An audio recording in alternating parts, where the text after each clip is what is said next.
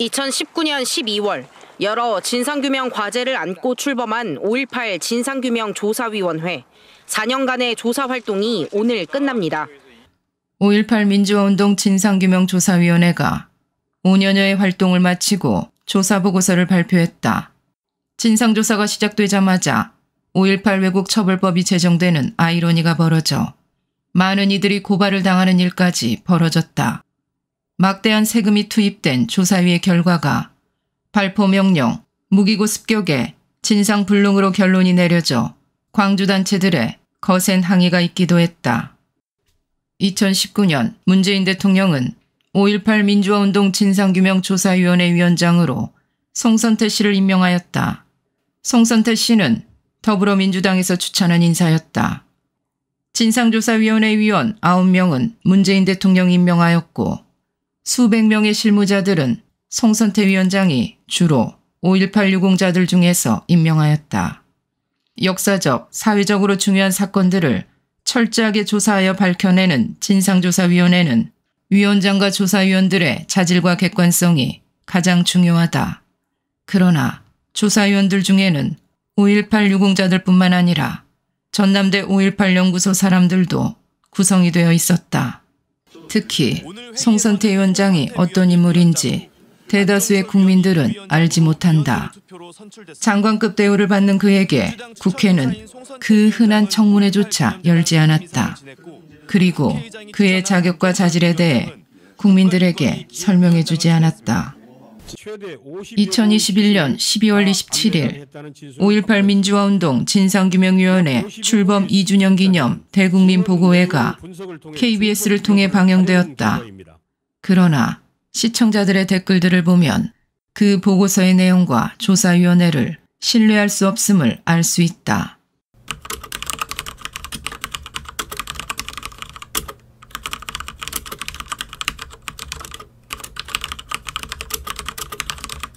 (5.18) 조사위원장 송선태는 5.18 강주사태 무장폭동 개혁서 자유노트 작성자이기에 5.18 재조사위원으로는 부적절함에도 대통령과 국민을 속이고 장관급 되는 월급과 월 1억 원 이상의 국세를 축내고 있으면서 5.18의 진실을 재조사한다 하거나 5.18의 진실은커녕 대한민국 역사를 왜곡시키려 고도의 꼼수를 부리고 있으니 5.18 재조사위원장 송선태님을 고발합니다.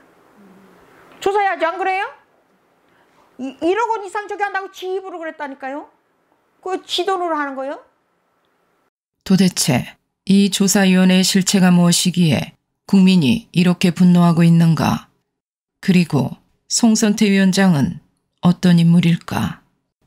송선태 위원장은 5.18 진상규명조사위원회의 결격, 제척 사유에 해당되는 인물이다.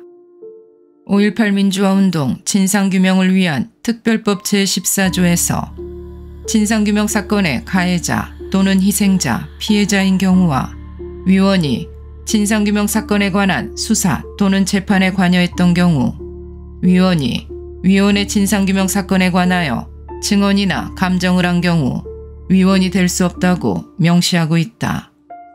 송선태 위원장은 5.18 사태 이해 당사자로서 위원이 될 수 없는 결격, 제척, 기피, 회피 조항에 해당된다는 해석이다. 간단히 말하면 송선태 위원장은 5.18 유공자다. 송선태 위원장은 1955년 전남 고흥 출신으로 전남대 국어국문학과를 졸업하였다. 1980년 4월 19일 전남대에서는 총학생회가 부활하여 출범식이 열렸다.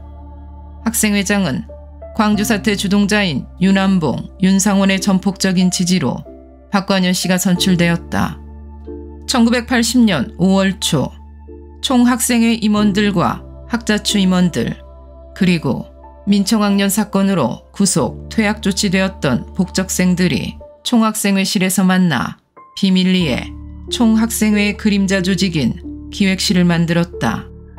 총학생회가 보이기 위한 꼭두각시였다면 기획실은 모든 시위와 조직, 관리를 담당했던 총학생회라는 꼭두각시를 조정하는 실체였다.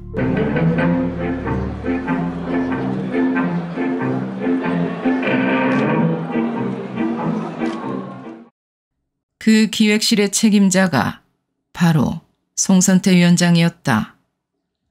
기획실의 존재는 그들이 기록한 자유노트가 발견이 되면서 드러나게 되었다. 자유노트에는 자세한 시위계획, 휴교 시의 대책, 군대 개입 시의 활동 등이 자세하게 기록되어 있었다. 1980년 5월 16일 횃불 시위를 기획한 것도 전남대 학생회가 아닌 기획실이었다. 자유노트에는 놀랄만한 내용들이 기록되어 있었다. 자유노트 첫 페이지에는 이렇게 기록되어 있다. 오늘의 한국 사회는 신식민지, 반봉건 사회로 규정할 수 있으며 시민혁명을 통해 민주화와 통일로 나아가야 한다.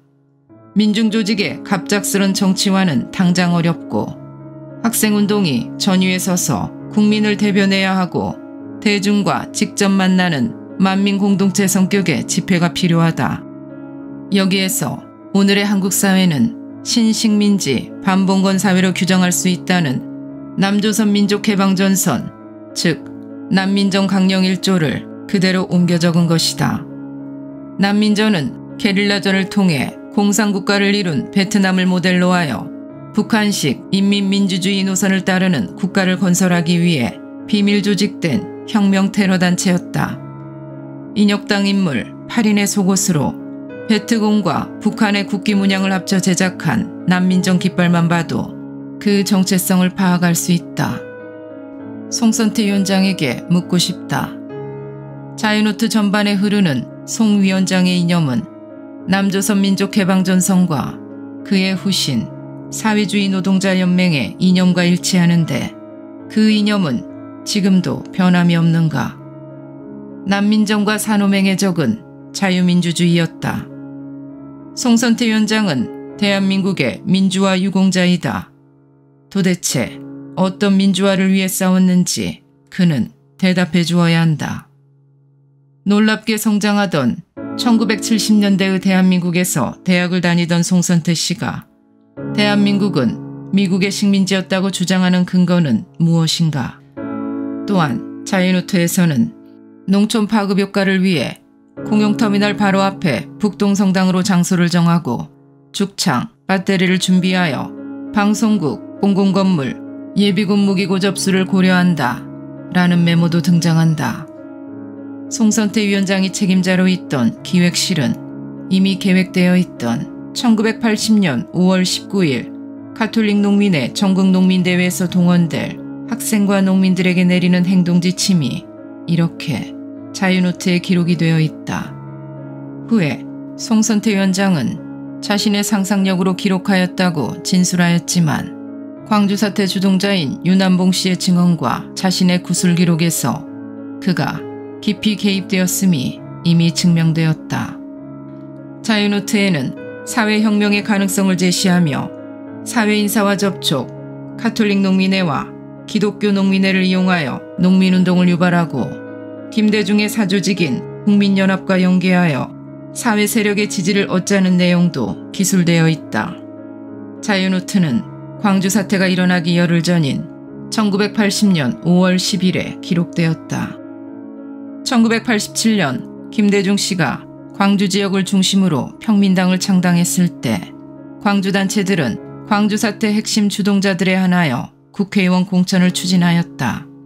그 덕분에 국회의원이 된 정상용 씨가 송선태 씨를 보좌관으로 임명하였고 1988년, 1989년에 광주특위 청문회 때 이해찬 씨 등 평민당 의원들의 광주특위 신문 자료를 준비해주는 역할을 송선태 씨가 하기도 하였다.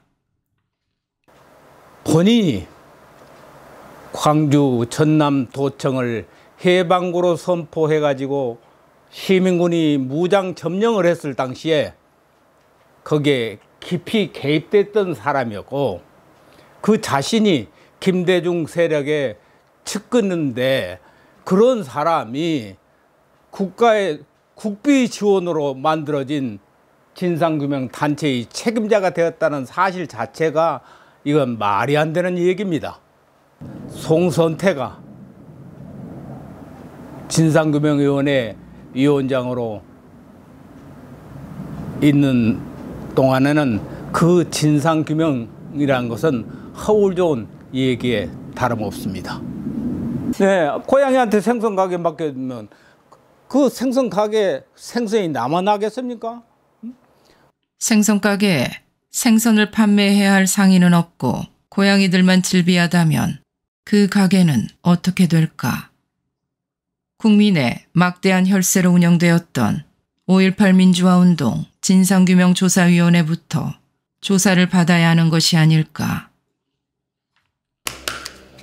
자, 에브리바디 굴러. 동작 그만 형제님. 지금 밑장 빼기 하십니까? 뭔 소리야? 형제님 눈에는 제가 빙다리 핫바지로 보이세요. 더 이상 국민을 빙다리 핫바지로 만들지 않기를 간절히 소망한다.